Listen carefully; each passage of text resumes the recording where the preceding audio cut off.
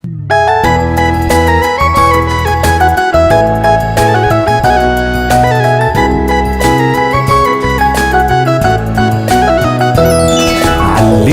أن أسأل كيف ولماذا تطير الطائرة، ولماذا النار لها لهب، ولماذا الغيمة حائرة.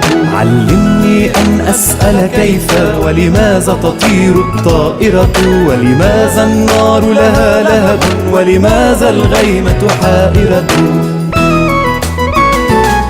من حولنا أشياء شتى إن نتعلم زال العجب، فخلايا الجسم لها سر وكسوف الشمس له سبب. من حولنا أشياء شتى إن نتعلم زال العجب، فخلايا الجسم لها سر وكسوف الشمس له سبب. ما أجمل أن نعرف كيف، علمني أن أسأل كيف. ما أجمل أن نعرف كيف، علمني أن أسأل كيف.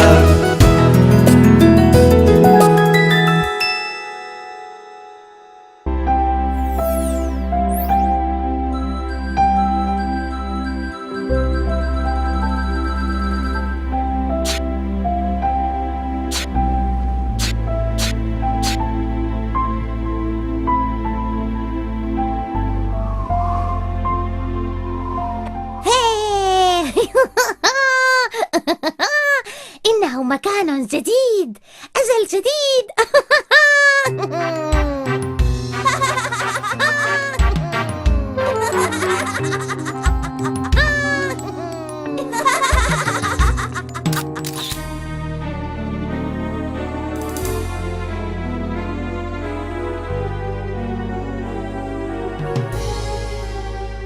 مرحبا بكن أيتها الفيروستان الجميلتان.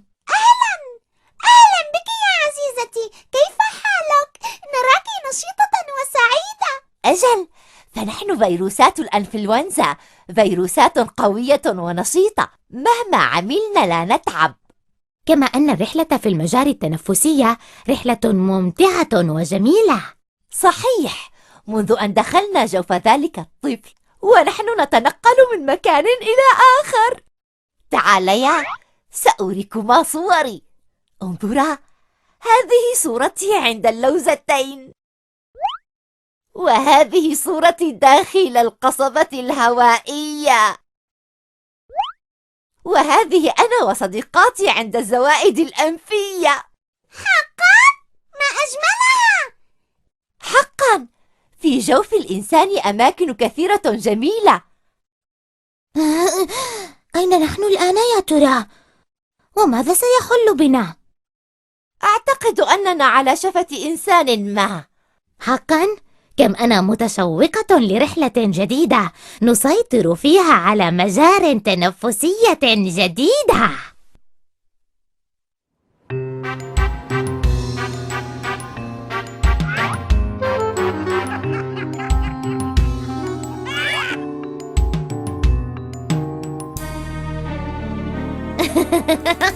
خذي، وأنت خذي. أخ أي، هذه لي، إذا خذي هذه. مبارك لكن أيتها الفيروسات هذا المسكن الجديد. لقد انتقلنا من جوف إنسان إلى جوف إنسان آخر، وهذا يعني أن أمامنا عملا طويلا، وعلينا أن نكون مستعدات. هذه الرحلة تحتاج إلى الجد والجهد والصبر والتحدي. علينا أن نحافظ على شرف عائلتنا، عائلة الإنفلونزا المشهورة منذ القديم باحتلال أجهزة التنفس عند الإنسان وإصابته بالزكام والتهاب البلعوم والسعال. فهل أنتن جاهزات؟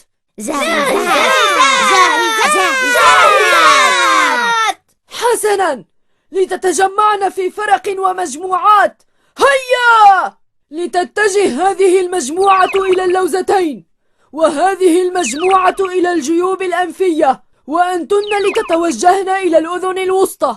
أما أنتن فسأكون معكن وسنتوجه معا إلى المجاري التنفسية.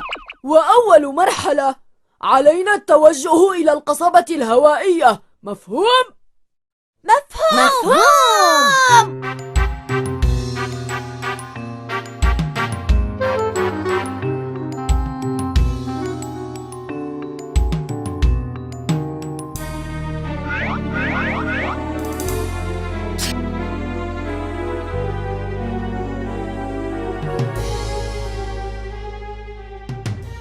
ما هذا؟ إنه هواء. أجل هواء. انظروا، إنه يسحبني إلى الأسفل وأنا يرفعني معه إلى الأعلى. إنه يدغدغني.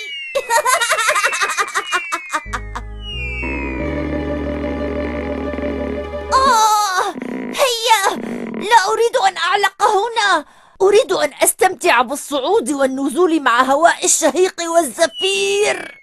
ما بك يا عزيزتي؟ ماذا تفعلين؟ لا أريد أن أستقر هنا، فقد سمعت من صديقاتي في الرحلة الماضية أن هناك أماكن ممتعة في المجاري التنفسية أود رؤيتها، وتسمى الرئتين.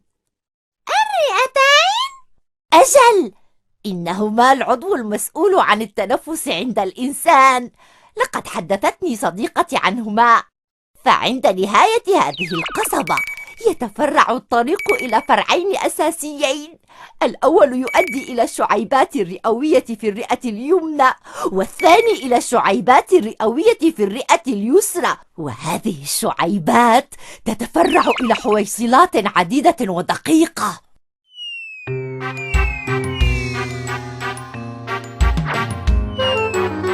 وماذا تفعل هذه الشعيبات والحويصلات للإنسان؟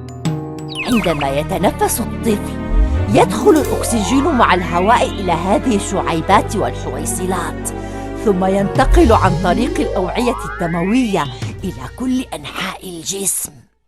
لديك كل هذه المعلومات؟ أجل، فأنا أسأل كثيراً لأنني أحب أن أعرف كل شيء، كما أحب أيضاً أن أجرب كل شيء.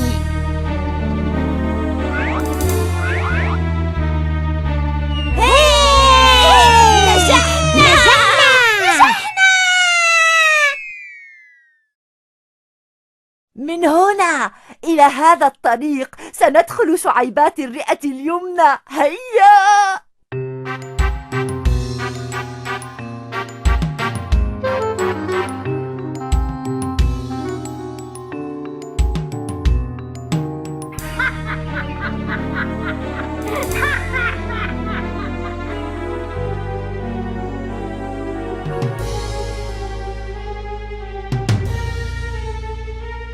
ما هذا؟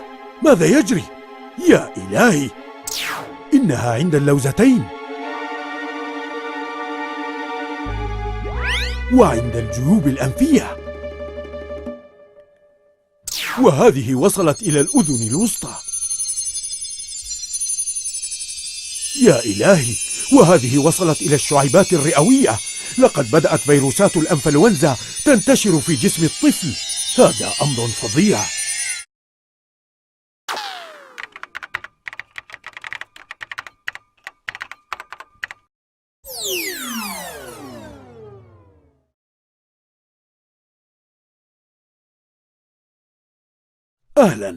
أهلا بالبصلة السيسائية. كنت أعلم أنك ستتصلين، بل كنت أنتظرك.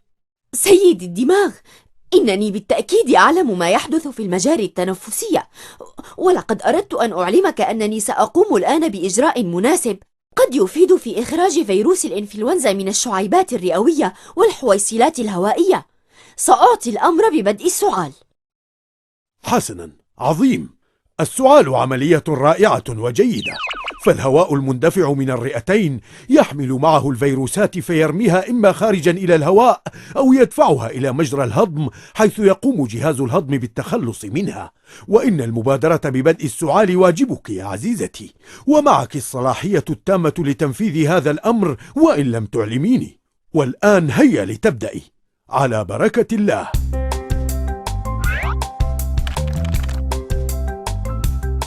سأعطي الأمر ببدء السعال.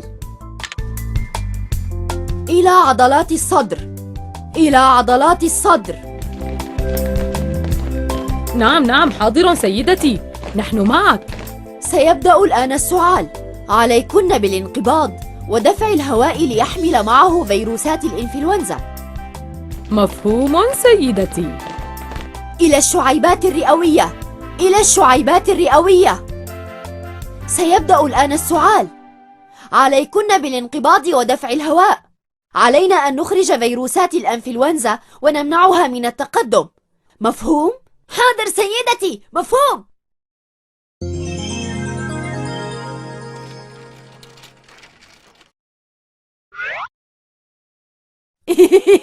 أخيرا وصلت إلى الشعيبات الرئوية.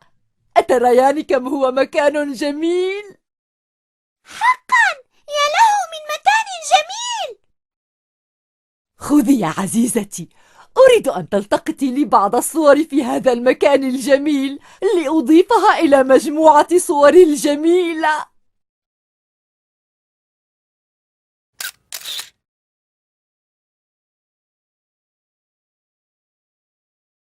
يا إلهي، لا أعلم كيف استطاعت هذه الفيروسات المؤذية الوصول إلى هنا. أجل، كيف دخلت الجهاز التنفسي؟ إنها فيروسات مؤذية جدا، ولا بد من مواجهتها وطردها. انتباه! سيبدأ الآن السعال. سيبدأ الآن السعال. ماذا؟ ماذا يجري؟ وماذا يعني السعال؟ هل هو وحش مرعب أم شبح مخيف؟ لقد سمعت ذات يوم من جدتي عن شيء اسمه السعال، وما أعرفه أنه يشبه الزلزال. الزلزال؟ أجل، هكذا أعتقد. وماذا علينا أن نفعل؟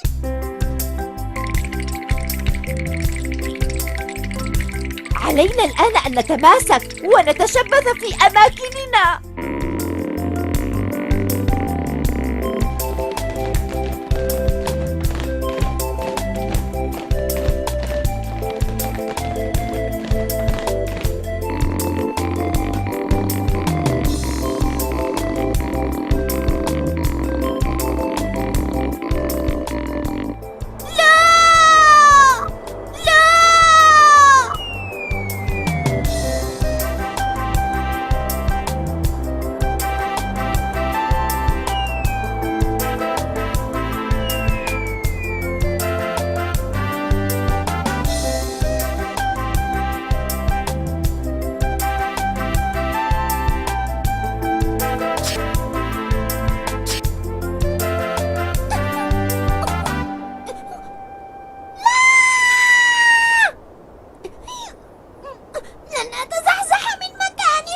تمسك جيدا.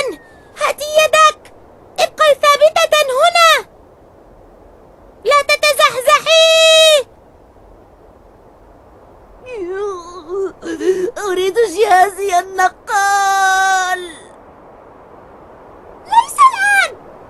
المهم أن نثبت الآن. سيدتي، ماذا سيجري لهذه الفيروسات الخارجة مع الهواء؟ هذه الفيروسات منها ما يغادر الجسم عن طريق الهواء المندفع، ومنها ما يتوجه إلى الجهاز الهضمي. الفيروسات التي تغادر الجسم يمكن أن تلتقي بجسم آخر وتتمكن من الدخول إلى جوفه كما فعلنا نحن، أليس كذلك؟ بلى، من الممكن ذلك. ولكن ماذا عن الفيروسات التي تتجه إلى الجهاز الهضمي؟ ماذا يجري لها؟ الجهاز الهضمي أقوى من الجهاز التنفسي، وهذا يعني أن هذه الفيروسات إذا ما دخلت إلى المريء ومنه إلى الجهاز الهضمي فمن الممكن من الممكن أن تقتل. ماذا؟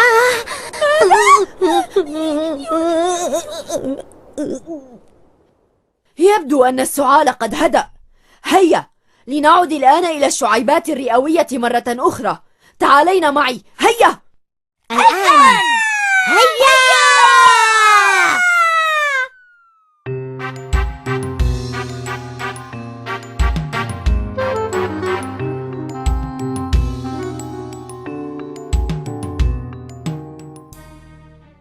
أجل بالتأكيد.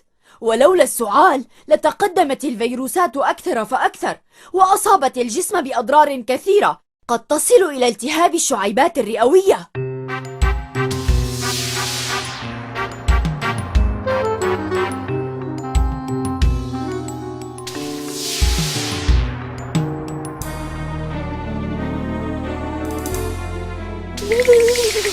ما هذا البرد؟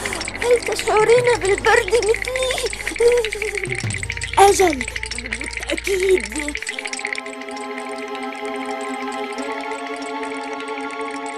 لن نعد نستطيع الحركة. يا إلهي أكاد أتجمد. ماذا يفعل هذا الطفل يا ترى؟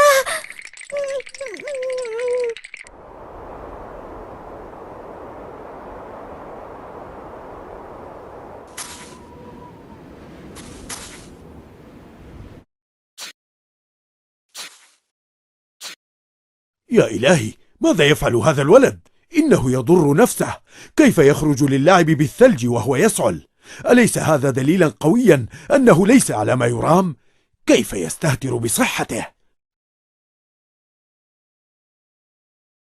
برودة الهواء المتنفس ستجعل الجهاز التنفسي يتشنج، وهذا يعني أن الأهداب لن تكون قادرة على الحركة لطرد الفيروسات.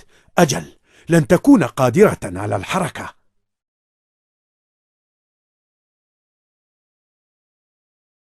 أيتها الفيروسات، لقد حل البرد في الجهاز التنفسي ولم تعد الأهداب قادرة على الحركة، كما أن البرد يبعث فينا النشاط، وهذا أفضل جو لنتكاثر ويتضاعف عددنا. لذا سنبدأ الآن بالتكاثر، فهل أنتن جاهزات؟ جاهزات.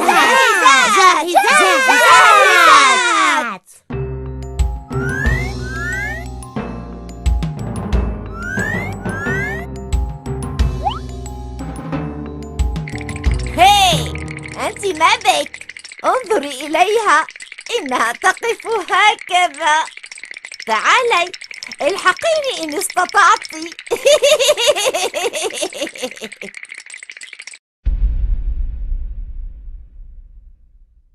ما هذا الصوت؟ ماذا يجري؟ الحمد لله، لابد أنه صوت الجيش. الجيش؟ جيش ماذا؟ إنه جيش الدفاع عن الجسم. يبدو أنه تم استدعاؤه لتدارك الأمر. مما يتكون هذا الجيش؟ إنها الكريات البيضاء التي تقوم بابتلاع الفيروسات والقضاء عليها، وتسمى البالعات الصغيرة. البالعات الصغيرة؟ أجل، لكنها عندما تتسلل من الأوعية الدموية يزداد حجمها وتصبح بالعات كبيرة.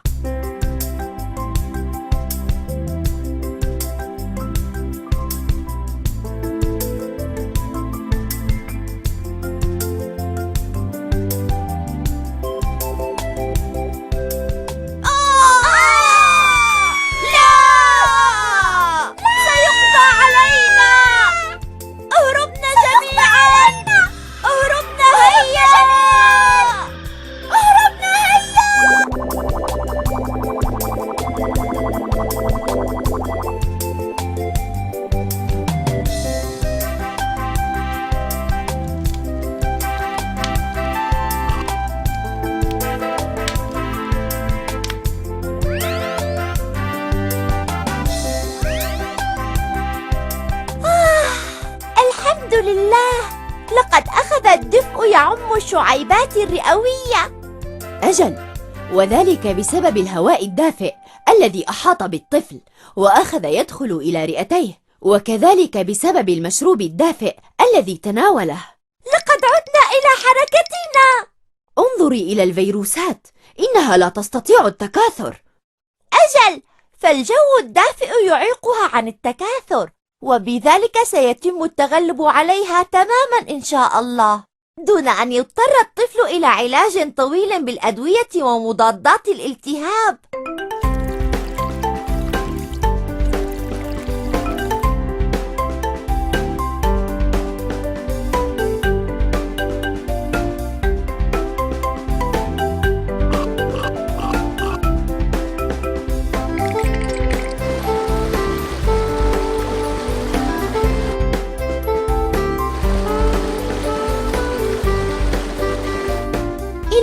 يحمل السائل المخاطي هذه الفيروسات؟ إن هذا السائل يسمى القشع، ويقوم بإخراج هذه المواد من الشعيبات الرئوية فيطرحها إما إلى الجهاز الهضمي أو إلى خارج الجسم. تقصدين القشع الذي يخرج مع السعال فيبتلعه الإنسان أحياناً؟ أجل، يبتلعه فينتقل إلى الجهاز الهضمي ثم يطرحه إلى خارج الجسم. ومن الممكن أن يخرجه من فمه أيضاً، وبذلك يتخلص منه.